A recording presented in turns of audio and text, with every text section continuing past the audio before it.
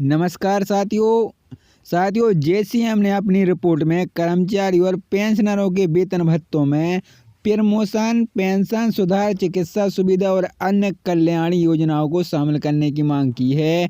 8 वेतन आयोग को जेसीएम की मुख्य मांगे हैं वेतन भत्ते और पेंशन से जुड़ी समीक्षा। जिन श्रेणी की सिफारिश की गई है केंद्र सरकार के औद्योगिक, गैर औद्योगिक कर्मचारी, अखिल भारतीय सेवा के कर्मचारी, रक्षा बलों और अर्धसैनिक बलों का सीएपीएफ के कर्मचारी, ग्रामीण डाक सेवक कर्मचारी, केंद्र शासित प्रदेश के कर्मचारी, भारतीय लेखा परीक्षा विभाग सीएजी के अधिकारी कर्मचारी, सुप्रीम कोर्ट के अधिकारी कर्मचारी, संसद के अधिनियम द्वारा संगठित स्वायत्त निकायों आरबीआई को छोड़कर के कर्मचारी, केंद्र सरकार के अधीन स्वतः संगठनों के कर्मचारी। न्यूनतम वेतन और फिटमेंट फैक्टर जेएमसी सिफारिशें न्यूनतम वेतन को सम्मानजनक जीवन यापन के आधार पर निर्धारित किया जाएगा। डॉक्टर अक्रोलर फार्मूले को संशोधित किया जाए ताकि वर्तमान जीवन शैली की ज़रूरतों को ध्यान में रखा जा सके। परिवार इकाइयों को 3.6 माना जाए, जैसे कि 2019 में श्रम मंत्रालय की विशेष समिति ने सिफारिश की थी।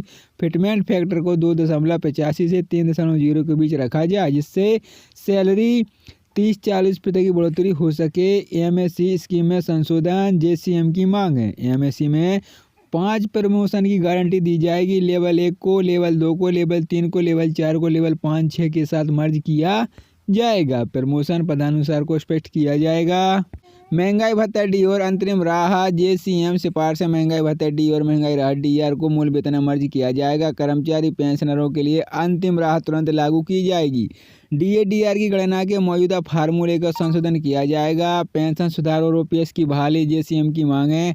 सीसीएस में रूल्स 1972 अब 2021 को बहाल किया जाए। 1 जनवरी 2024 के बाद भर्ती हुए सभी कर्मचारियों को पुरानी पेंशन योजना ओपीएस का लाभ दिया जाए। 12 साल के बाद पेंशन का परिवर्तन हिस्सा पुनः प्रभाव बहाल किया जाए। 5 साल में पेंशन की वृद्धि की संसदीय समिति की सिफारिशें लागू की जाएं। भूतपूर्व में भावी पेंशन भोगियों के बीच सामंजस्य सुनिश्चित की जाए। सीजीएस में सुधार और कैशलेस चिकित्सा सुविधा दी जाए। जेसीएम की सिफारिशें सभी कर्मचारी पेंशनरों को कैशलेस मेडिकल सुविधा दी जाए। एफएमए को बढ़ाया जाए। डाक विभाग के पेंशनरों को सीजीएस योजना में शामिल किया जाए। बाल शिक्षा, सीईए और अन्य सुविधाएं जेसीएम की सिफारिशें बाल शिक्षा भत्ता में सीईए और हॉस्टल सब्सिडी को स्थानांतर बढ़ाया जाए। ऐसे भत्तों को पुनः लागू किया जाए जिन्हें समाप्त किया गया है।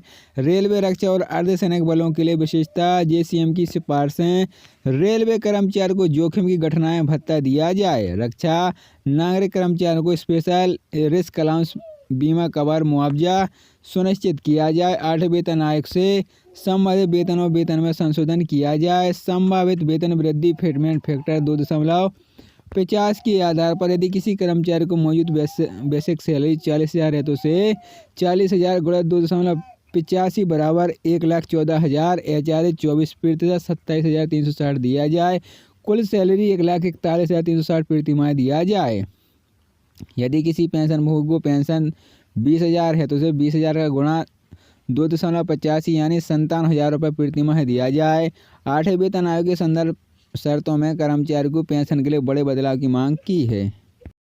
जेसीएम ने अपनी रिपोर्ट में कर्मचारी और पेंशनरों के वेतन भत्तों में प्रमोशन, पेंशन सुधार, चिकित्सा सुविधा और अन्य कल्याण योजनाओं को शामिल करने की मांग की है।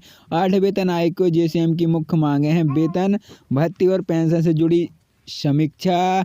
जिन श्रेणी की सिफारिश की गई है केंद्र सरकार के औद्योगिक, गैर औद्योगिक कर्मचारी, अखिल भारतीय सेवा के कर्मचारी, रक्षा बलों और अर्धसैनिक बलों का सीएपीएफ के कर्मचारी, ग्रामीण डाक सेवक कर्मचारी, केंद्र शासित प्रदेश के कर्मचारी, भारतीय लेखा परीक्षा विभाग सीएजी के अधिकारी कर्मचारी, सुप्रीम कोर्ट के अधिकारी कर्मचारी, संसद के अधिनियम द्वारा संगठित स्वायत्त निकायों आरबीआई को छोड़कर के कर्मचारी, केंद्र सरकार के अधीन स्वतः संगठनों के कर्मचारी। न्यूनतम वेतन और फिटमेंट फैक्टर जेएमसी सिफारिशें न्यूनतम वेतन को सम्मानजनक जीवन यापन के आधार पर निर्धारित किया जाएगा। डॉक्टर अक्रोलर फार्मूले को संशोधित किया जाए ताकि वर्तमान जीवन शैली की ज़रूरतों को ध्यान में रखा जा सके। परिवार इकाइयों को 3.6 माना जाए, जैसे कि 2019 में श्रम मंत्रालय की विशेष समिति ने सिफारिश की थी। फिटमेंट फैक्टर को 2.85 से 3.0 के बीच रखा जाए, जिससे सैलरी 30-40% की बढ़ोतरी हो सके। एमएससी स्कीम में संशोधन, जेसीएम की मांग है। एमएससी में 5 प्रमोशन की गारंटी दी जाएगी। लेवल 1 को, लेवल 2 को, लेवल 3 को, लेवल 4 को, लेवल 5, 6 के साथ मर्ज किया जाएगा। प्रमोशन पदानुसार को स्पष्ट किया जाएगा। महंगाई भत्ता डी और अंतरिम राहत, जेसीएम सिफारिश महंगाई भत्ता डी और महंगाई राहत डीआर को मूल वेतन में मर्ज किया जाएगा। कर्मचारी पेंशनरों के लिए अंतिम राहत तुरंत लागू की जाएगी। डीए डीआर की गणना के मौजूदा फार्मूले का संशोधन किया जाएगा। पेंशन सुधार और ओपीएस की बहाली, जेसीएम की मांग है। सीसीएस में रूल्स 1972 अब 2021 को बहाल किया जाए। 1 जनवरी 2024 के बाद भर्ती हुए सभी कर्मचारियों को पुरानी पेंशन योजना ओपीएस का लाभ दिया जाए। 12 साल के बाद पेंशन का परिवर्तन हिस्सा पुनः प्रभाव बहाल किया जाए। 5 साल में पेंशन की वृद्धि की संसदीय समिति की सिफारिशें लागू की जाएं। भूतपूर्व में भावी पेंशन भोगियों के बीच सामंजस्य सुनिश्चित की जाए। सीजीएस में सुधार और कैशलेस चिकित्सा सुविधा दी जाए। जेसीएम की सिफारिशें सभी कर्मचारी पेंशनरों को कैशलेस मेडिकल सुविधा दी जाए। एफएमए को बढ़ाया जाए। डाक विभाग के पेंशनरों को सीजीएस योजना में शामिल किया जाए। बाल शिक्षा, सीईए और अन्य सुविधाएं, जेसीएम की सिफारिशें। बाल शिक्षा भत्ता में सीईए और हॉस्टल सब्सिडी को स्थानांतर बढ़ाया जाए। ऐसे भत्तों को पुनः लागू किया जाए जिन्हें समाप्त किया गया है। रेलवे, रक्षा और अर्धसैनिक बलों के लिए विशेषता, जेसीएम की सिफारिशें। रेलवे कर्मचारियों को जोखिम की घटनाएं भत्ता दिया जाए। रक्षा नागरिक कर्मचारियों को स्पेशल रिस्क अलाउंस बीमा कवर मुआवजा सुनिश्चित किया जाए। 8वें वेतन आयोग से संबंधित वेतन और वेतन में संशोधन किया जाए। संभावित वेतन वृद्धि फिटमेंट फैक्टर 2.50 के आधार पर यदि किसी कर्मचारी को मौजूद बेसिक सैलरी 40,000 है तो उसे 40,000 गुणा 2.85 बराबर 1,14,000 एचआरए 24% 27,360 दिया जाए। कुल सैलरी 1,41,360 प्रतिमाह दिया जाए। यदि किसी पेंशन भोगी को पेंशन 20,000 है तो उसे 20,000 का गुणा 2.85 यानी 57,000 रुपये प्रतिमाह दिया जाए। 8वें वेतन आयोग के संदर्भ शर्तों में कर्मचारी को पेंशन के लिए बड़े बदलाव की मांग की है।